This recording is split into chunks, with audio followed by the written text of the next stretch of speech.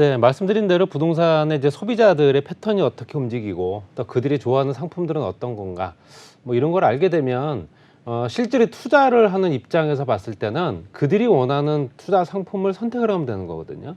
또 그들이 또 어떤 지역에는 또 어떤 연령대가 또 많이 모여 있는가 이거에 따라서 또 부동산 상품들이 달라지기 때문에 소비자 패턴을 좀 알게 되면 아무래도 또 도움이 좀 되실 거다 이렇게 말씀드릴 수 있고요. 일단 참고로 향후 1년간의 유망한 투자 상품을 꼽아라 했더니 첫 번째가 국내 부동산입니다. 29.6% 정도 되고요. 그 다음에 이제 가상자산, 뭐 현재 뭐 코인 뭐 이런 것들 포함되겠죠. 27% 정도 되고요. 해외 주식이 18%, 근데 국내 주식이 16.5%, 원자재라든가 금, 달러 뭐 이런 것들이 한 4.2% 정도 되는데, 물론 이제 시세에 따라서 뭐 오르락내리락 하는 부분들이 있기 때문에 이런 것들이 실제로 어느 타임에 들어가느냐에 따라서 실제적으로 돈을 벌 수도 있고 꼭지에 들어가서 실제적으로 내가 마이너스의 손실을 보는 경우도 있기 때문에 어느 정도는 리스크는 감안해야 될 상품입니다. 투자란 얘기는 실제적으로 자금을 던진다는 얘기인데 그만큼 투자라는 건 어느 정도 리스크를 안고 들어가야 된다 이렇게 말씀드릴 수 있고요. 그러면 투자 가치가 큰 부동산 상품은 또 뭐가 있느냐라고 또 설명을 했더니 강남 재건축 아파트와 강남권 포함 일반 아파트가 실제적으로 한 78% 정도 됩니다. 79% 정도 되겠네요.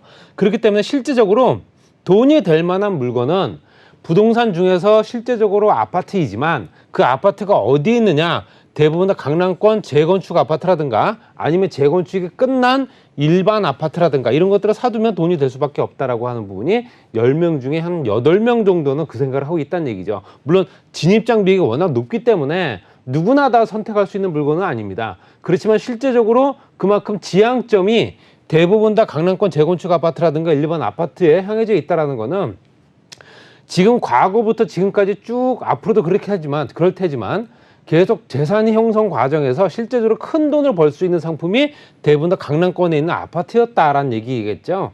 그렇기 때문에 어느 누군가도 실제적으로 큰 자본이 생기거나 아니면 어느 자산이 좀 축적이 되거나 했을 때는 무조건 다 강남권에 있는 아파트라든가 재건축 아파트를 선호할 거다 이렇게 그런 얘기고요. 그 다음에 토지가 9%대가 들어가고요. 오피스텔이 3.4%, 그 다음에 3%가 상가, 기타 5%인데 토지 같은 경우는 변동폭이 큽니다. 이거 같은 경우는 개발의 영향권에 들어가 있는 토지들 같은 경우는 실제적으로 뭐 고속도로가 뚫린다거나 인터체인지가 생긴다거나 아니면 지금 같은 수도권 광역 급행 철도에 철도 역사가 생긴다거나 그 주변으로 또 이제 토지들을 많이 보고 있기 때문에 그 다음으로 토지를 이제 어느 정도 선호할 수 있다라는 얘기가 되겠죠. 그렇지만 압도적으로 실제적으로 강남권에 있는 아파트를 선호한다. 부동산 상품 중에서 강남권의 아파트를 당연히 목표로 잡고 있다. 이런 생각을 하시면 될 것 같고요. 그러면 말씀드린 대로 이런 상품들은 돈이 있어서 살 수 있는 거죠. 뭐 대출을 아무리 뭐 끌어당긴다 하더라도 내 자본이 어느 정도는 있어야지 살 수 있는 부분이기 때문에 그러면 내 자본이 만들어지려면 실제적으로 소득 수준이 높아야 됩니다. 소득이 어느 정도가 되느냐에 따라서 실제적으로 어떤 주택이나 어떤 부동산을 취득하냐가 결정되는데 저소득, 특히 이제 소득 하위 10% 가구가 평균 소득 가구로 이동하는 데 걸리는 시간이 얼마인가를 OECD 평균으로 해서 기타 유럽 국가부터 해서 다른 나라까지 비교한 게 있는데 OECD 평균은 4.5세대 정도가 걸립니다. 그러니까 소득이 하위 10% 정말 저소득층에서 중간 소득까지 가는데 4.5세대가 걸린다는 거고요. 그러니까 아버지의 아버지, 그러니까 아들의 아들의 아들의 그 아들. 그러니까 결론적으로는 4세대를 거쳐야지만 실질적으로 현재 평균 소득 가구로 갈 수 있는 조건이 된다는 얘기인데 대한민국은 약 5세대 정도가 걸립니다. 그러니까 OECD 평균보다 높죠. 그렇기 때문에 현재 소득 가구가 평균 소득 가구로 옮겨가는 시간이 그만큼 오래 걸린다는 얘기는 실제적으로 나이는 먹을 만큼 먹었지만 실제로 소득이 그만큼 따라주지 못한 세대들이 그만큼 많다는 얘기입니다. 이렇기 때문에 아까 좀 전에 보여드렸던 부동산 상품, 뭐 가상자산 이런 것도 할 수 있다 하더라도 내 자본이 없기 때문에 현재 실제적으로 하지 못하는 세대들이 더욱더 많을 수 있다는 얘기겠죠. 하고 싶지만 자본이 없어서 못하는 그런 세대들 때문에라도 당연히 실제적으로 이런 시간들이 오래 걸리기 때문에 더욱더 그럴 수 있다는 얘기예요. 이건 평균치기 때문에 뭐 상위 1%, 2% 같은 경우는 이런 생각을 안 하겠지만 거의 평균치는 대부분 다 이런 걱정들을 하고 산다는 얘기겠죠. 그렇기 때문에 당연히 이런 부분에 따라서 부동산 취득을 하고 또 그 취득한 과정에서 어느 정도 수익이 창출되고 이런 부분에 굉장히 할 수 있는 여건을 만들기가 굉장히 불리한 여건이다. 소득이 그만큼 낮기 때문에 그 말씀을 드릴 수 있는 거고요. 그러면 초기에 부동산 소유를 위해서 자본 마련을 어떻게 하느냐, 뭐 이거는 현재 세대별로 나눴을 때 뭐 연도는 무시하고요.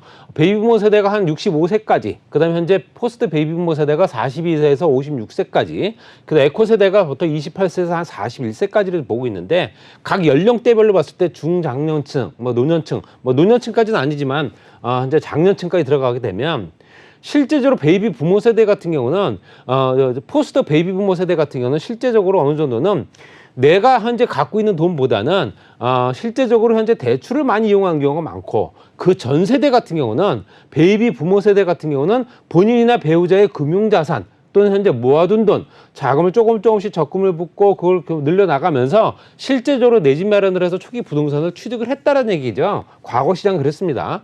그리고 현재 포스트 베이비부모 세대 같은 경우는 거의 대부분 다 뭘 이용을 하느냐? 대출을 이용을 합니다. 이렇기 때문에 당연히 요즘 부동산 경기가 안 좋을 수밖에 없는 거예요. 왜냐하면 대출을 받아서 집을 사고자 하더라도 금리가 워낙 높으니까 실질적으로 현재 덤벼들지 못하는 겁니다. 이게 소득 수준이 아까 말씀드린 대로 소득 수준 낮은 상태에서 내 집 마련하고자 하는 꿈은 있는데, 이거 덜컥 계약을 했다가 실제적으로 한 달에 이자도 감당하기 못할 정도의 소득 수준을 한다면 이거는 못하는 거거든요. 그렇기 때문에 당연히 대출 조건, 특히 이제 금융, 특히 이제 이자, 대출 이자 조건들, 금리 조건들이 조금 더 완화가 돼야지만 당연히 포스트 베이비 부모 세대들도 어느 정도는 현재 내 집 마련하기 위해서 지금 현재 집이 없는 사람들도 있을 테니까요. 그런 사람들이 현재 적극적으로 투자를 할 수 있다는 얘기고, 그 다음이 에코 세대 같은 경우는 이거는 100%, 거의 100% 보시면 됩니다. 부모 지원입니다. 부모 지원이고 증여나 상속. 부모 지원을 받거나 아니면 현재 부모의 어떤 자금력을 이용을 해서 집을 산다거나, 아니 부모님이 갖고 있는 부동산을 증여를 받거나 상속을 받거나 이런 형태로 가기 때문에 지금 현재 이 전 세대 56세 이전 세대 같은 경우는 굉장히 어려움을 겪으면서 집을 샀던 반면에, 물론 그렇다고 해서 에코 세대라고 해서 또 쉬운 건 아니겠지만 결론적으로는 그 요건들 봤을 때 어느 정도 유리한 조건에 따라져 있다. 그러니까 부모님이 조금 더 자금력이 있거나 자본력이 있는 사람들 같은 경우는 현재 자식 세대도 내 집 마련하기가 그렇게 크게 어렵지가 않다는 얘기예요. 이게 대물림이 되는 거거든요. 그렇기 때문에 당연히 실제적으로 현재 에코 세대가 현재 실제적으로 부모 지원을 받아서 내 집을 마련하는 세대보다는 지금 현재 대한민국 전체 평균 봤을 때는 이 두 가지가 제일 많을 겁니다.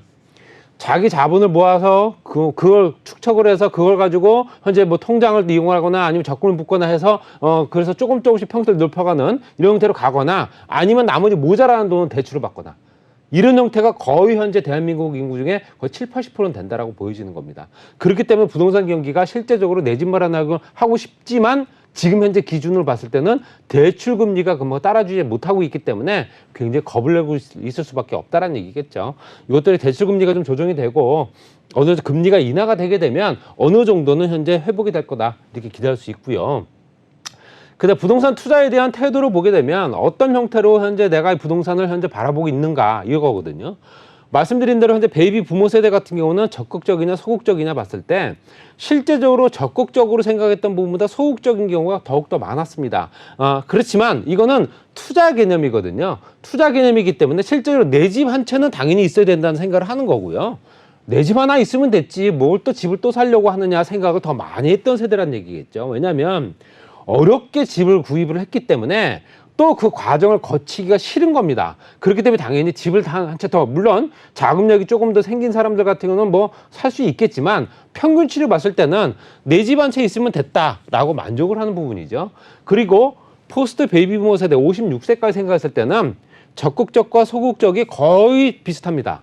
거의 비슷한 거기 때문에 어느 정도 내가 내 집 마련을 하고 자금력을 좀 모아서 투자할 수 있으면 하겠다라는 얘기겠죠. 그러니까 적극적이냐 소극적이냐 따랐을 때 거의 50대 50 정도 된다, 이렇게 보시면 될 것 같고요. 그 다음에 에코 세대 같은 경우는 반대로 베이비 부모 세대보다는 베이비 부모 세대의 자식이 에코 세대겠죠. 그 자식들은 당연히 실제적으로 적극적이 될 수밖에 없습니다. 봐온 게 있거든요. 부모님 세대들이 집을 어떻게 어렵게 사왔는지, 어떻게 구입을 했는지, 또 그 집이 또 어떻게 어떤 과정을 통해서 집값이 오르고 있는지, 올랐는지 그걸 알기 때문에 내 집 마련해서 내 집을 한 채 갖고 있으면 이게 재산 증식에는 크게 도움이 되겠구나라는 거를 어머님, 아버님 세대를 통해서 알게 된 거예요. 당연히 그렇기 때문에 당연히 에코 세대는 적극적이 될 수밖에 없는 거고, 당연히 베이비 부모 세대에서는 이렇게 증여나 상속으로 갈 수 있는 거고요. 이런 조건들이 연결된다는 얘기겠죠. 중간에 낀 세대 같은 경우는 현재 실제적으로 조금 더 애매한 그런 형태이지만, 앞으로 또 아이들이 또 커나가게 되면 당연히 또 현재 실제적으로 똑같이 형태로 증여나 상속을 통해서 움직이겠죠.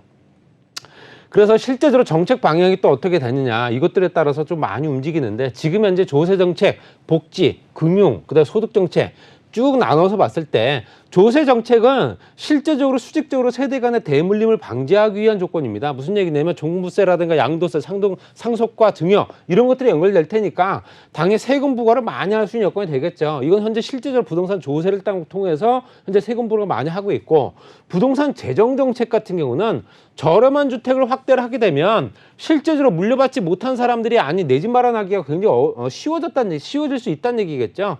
부동산 재정 정책을 통해서 금리를 인하해주고 최초 주택, 청년, 신혼부부 이런 현재 실제로 특별 공급을 통해서 보다 저렴한 주택을 공급할 수 있는 여건의 재정을 마련을 한다는 얘기겠죠. 기금을 만들어내서 이렇게 정책을 만들어지고, 그다음에 금융 정책은 금리와 세제 지원을 통해서 부동산 시장을 안정화시키겠다. 이건 연결된 겁니다. 같이 연결된 거기 때문에 재정 정책과 금융 정책은 같이 움직여야 되는 겁니다. 이게 따로따로는 아니고요.